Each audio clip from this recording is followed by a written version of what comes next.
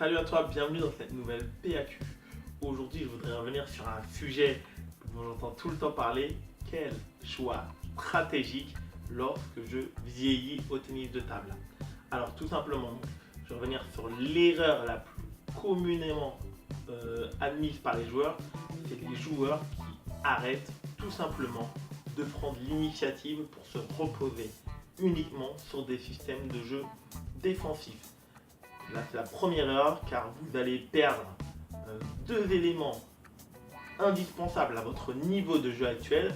C'est premièrement la création de vitesse et d'effets liftés, donc lorsque vous allez prendre l'initiative, car même si vous faites des fautes, vous allez quand même avoir de la réussite et vous allez gêner votre adversaire. Et deuxièmement, c'est la variation que procure vos top-spin par rapport à vos poussettes. Donc, je perds un élément, mais ça en entraîne un deuxième. Vous allez perdre deux armes sur les trois armes qui sont à votre disposition et qui constituent à l'heure actuelle votre niveau de jeu. Tout simplement, même si vous faites des fautes, de toute façon, tout le monde fait des fautes, donc si vous faites beaucoup de fautes, si vous avez toujours attaqué par exemple avec votre revers ou avec votre coup droit, voire en pivot, continuez de le faire même si vous vieillissez. Car sinon vous allez vous priver d'armes extrêmement importantes. Deuxième élément, cela va vous entraîner dans un cercle vicieux, car au bout de quelques mois, vous n'aurez plus l'habitude d'attaquer, et lorsque vous aurez l'opportunité, et ça va arriver, croyez-moi, d'attaquer en match, vous allez faire encore plus de fautes que ce que vous faisiez avant, et donc pour ne pas perdre trop de points, vous allez vouloir vous remettre dans votre zone de sécurité, donc vous allez repasser sur un système de jeu en poussette, et là vous n'oserez plus du tout attaquer.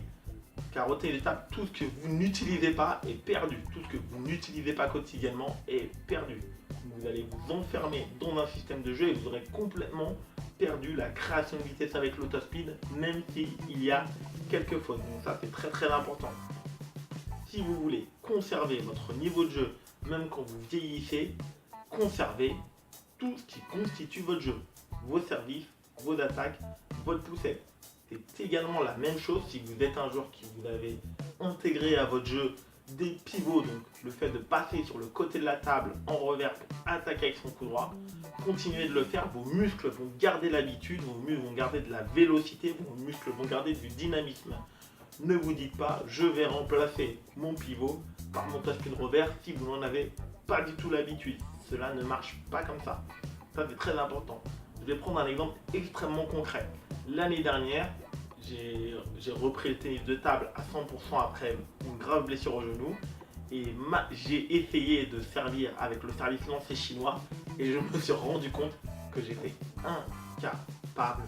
incapable de servir ou couper avec le service lancé chinois, alors que c'est un service que j'ai utilisé pendant plus de 10 ans, donc depuis que je suis jeune, que j'ai appris étant jeune et que j'ai utilisé jusqu'à 18 ou 19 en termes de classement, et qu'aujourd'hui, certes, mon service de base étant le service rentrant, j'étais vraiment étonné de voir à quel point j'avais complètement perdu le toucher de balle, la vitesse d'exécution, la justesse pour exécuter ce service.